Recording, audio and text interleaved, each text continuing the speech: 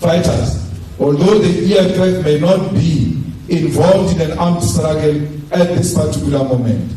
This diagnosis of organizational decay of the ANC before the Morogoro Conference in 1969 should be an instructive reminder to all of us of the symptoms of political degeneration. On this point, I wish to inform you that we as the leadership made a similar diagnosis of an aloof leadership style and character in KZN after the manifesto launch of the EFF, which was held at Moses Mabhida on the 11th of February 2024.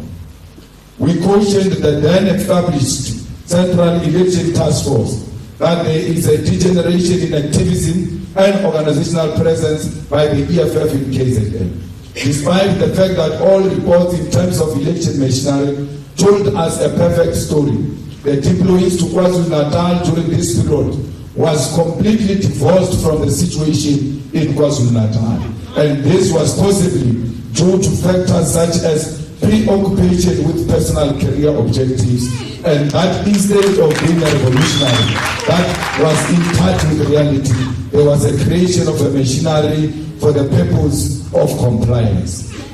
The same way Christian warned the ANC of a decline of a revolutionary leadership at the height of the armed struggle, we warned the EFF of the decline of a revolutionary and activism leadership in KwaZulu-Natal months before the elections.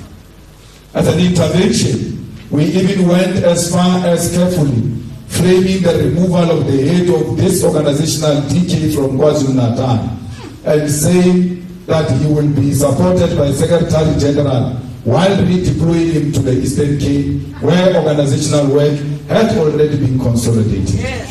These are the length we went to protect the dignity of someone who goes around today claiming that he was ill-treated in the EFF. This is what we did for someone who today calls us gangsters.